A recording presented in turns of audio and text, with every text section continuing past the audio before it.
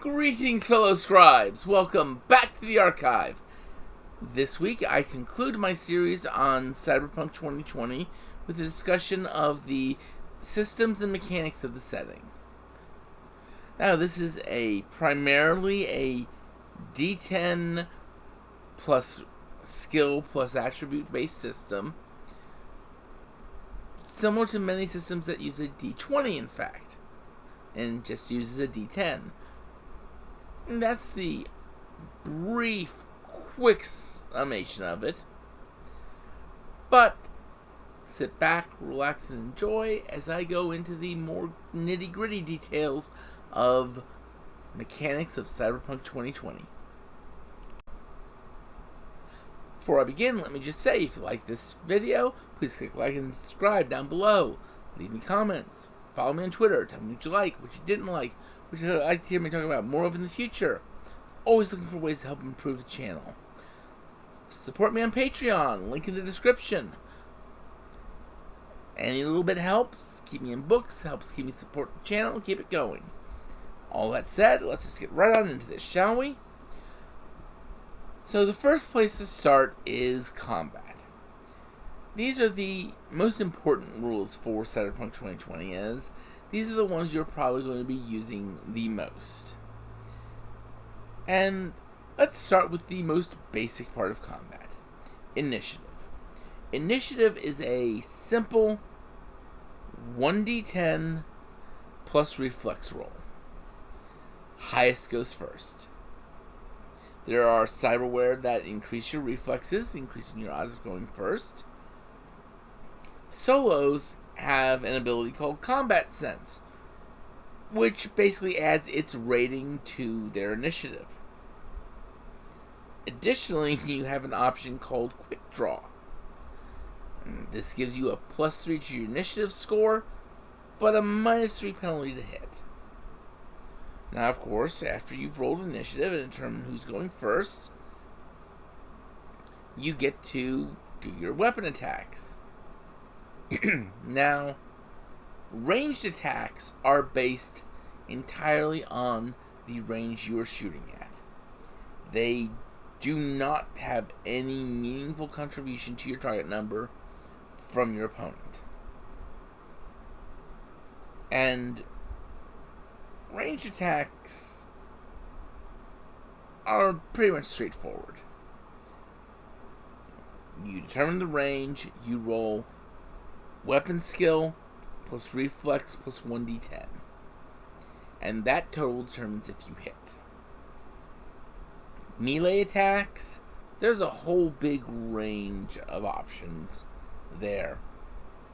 But the core of them are, it is the attacker's reflex plus the attacker's weapon skill plus 1d10 versus the defender's reflex plus the defender's appropriate skill, whether it be dodge, athletics, melee, brawl, martial arts, what have you, plus 1d10.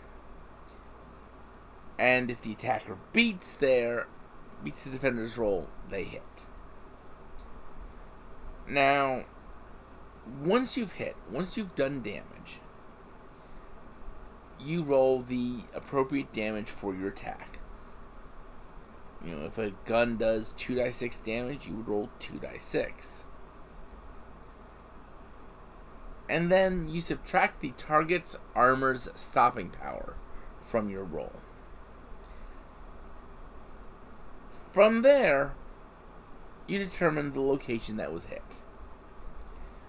Once you know where it's been hit, you then subtract their body type modifier from any damage that got through. That's sort of a big deal because certain body types can subtract up to 5 damage. And another thing to remember is that the body type modifier may never reduce the damage to less than 1.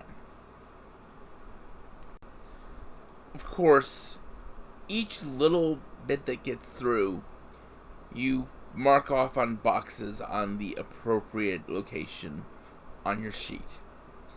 And when a certain level of these is filled, that moves you to the next wound level. And there are 4 wound levels: light, serious, critical, and mortal. And a light wound there's no penalties. It's just a flesh wound. Serious wound, you have a -2 to your reflex stat for all actions. A critical, your reflex, intuition, and some other stats are all automatically reduced by half round up. At this point, you're basically holding your guts in one hand and doing your damnedest to stay in the fight. If you are mortally wounded, reflex, intuition, etc.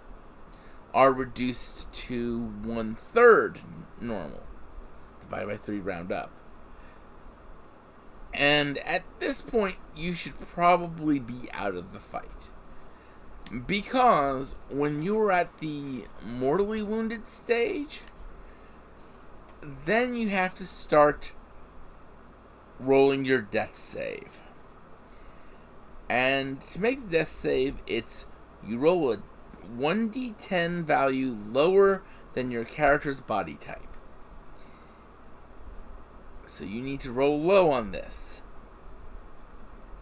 Especially if you have a low body type. Because remember, there's a minimum of 2.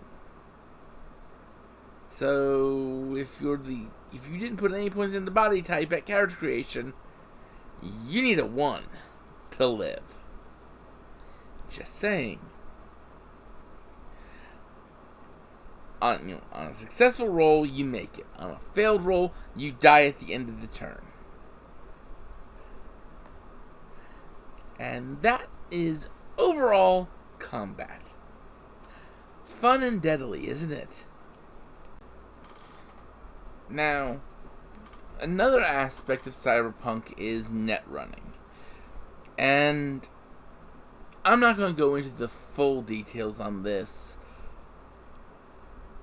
It basically boils down to the GM builds a data fortress, which is the Cyberpunk 2020 equivalent of a Shadowrun data grid. You have the CPU, you've got all the stuff around it, and your goal is getting to that and accessing all the data, yada yada.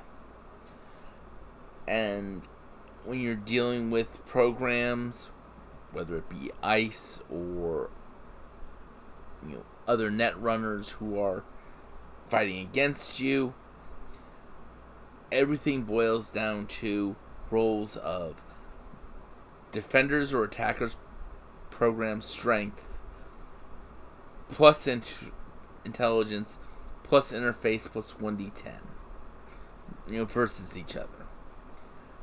It's a simple, straightforward thing. The only real difference is if it's a program against a program, then it's attacking program strength plus 1d10 versus code or data wall strength plus 1d10. That's if you're not actually controlling either of these. It's a whole bunch of pages that really are a more or less simple and straightforward system. But it's not really easy to just sum it all up like combat. Because unlike combat, it's not a step-by-step process. And really from there, pretty much all other systems are a attribute plus skill plus 1d10 against some target number. Unless it is something that is opposed, in which case it's attribute plus skill plus 1d10 versus attribute plus skill plus 1d10. And the higher rolling person wins. That is pretty much in a nutshell these systems for Cyberpunk 2020. It's a straightforward system. Yes, there are lots of complications to it. Lots of things like burst fire mode for weapons, or using 2 weapons at once. But there's not really a whole lot of complexity to it. There's a lot of nuance, but not anything weird to it. With that, I'm going to say that's all I really have to talk about this week. Until my video next week, which I have not yet decided the topic on. Wish you all have fun and keep gaming.